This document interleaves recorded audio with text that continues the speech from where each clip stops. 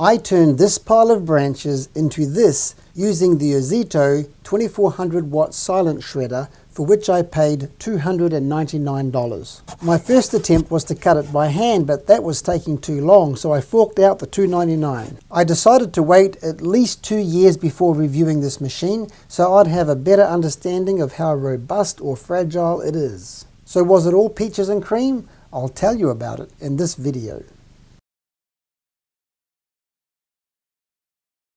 I like the idea of the milling action blade, as I think it would be more efficient than the chopping system that's featured on the cheaper Ozito.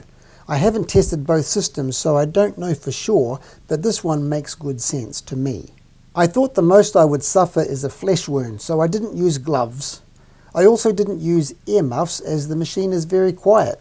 It says here that it produces 93 decibels, but that must be right at the motor or blades. It didn't seem loud to me while feeding the machine outside. It comes with this bag to catch the product, but I didn't like the look of it, so I replaced it with this state-of-the-art plastic container that I found for $14.95. Much better. But you don't really need it. You could just shred it straight to the ground. Initial adjustment requires turning this knob. First I turned it counterclockwise while the machine was off to ensure there was clearance between the blades and the housing. And then with the machine on, I turned the knob clockwise until I heard a scraping noise and could see some aluminum filings. The first feed showed me that I didn't adjust the knob enough, so I did it again until I got these larger alloy filings. Now it's ready to go to work. I found that it cuts dry branches very well. In fact, some of the dry pieces come out nice and small, and it handles pieces up to 40 millimeters just like it says on the unit and the box. Green timber was another story. It cut the branch, but the moist bark that wouldn't cut held some severed pieces together.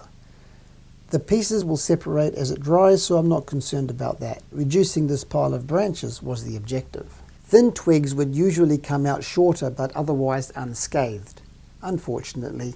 If we don't keep the exit chute clear, the mulcher will clog. This is caused mainly by small diameter green twigs, green bark, or excessive leaves that didn't fully cut. I didn't want to wait a few months until my branches completely dried out, so I decided to keep going.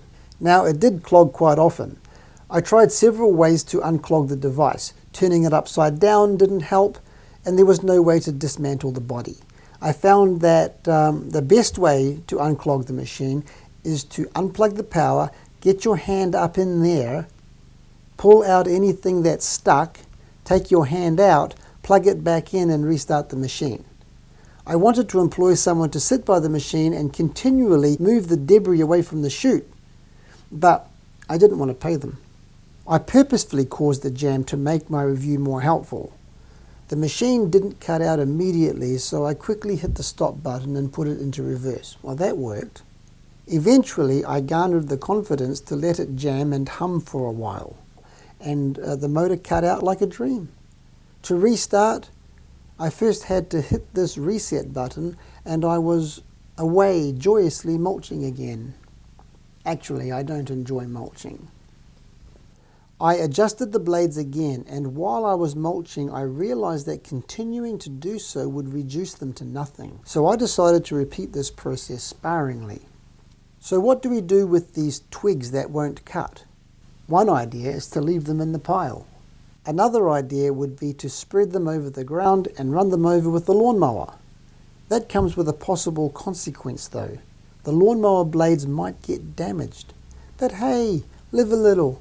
We only live once, right? So would I recommend this machine? Of course not. I'm not getting paid for this demonstration, and if I end up being the only person in the world with this mulcher, I don't care. I like it. I am also impressed that it survived the journey of reducing this pile of mess into this heap, and the machine is still working.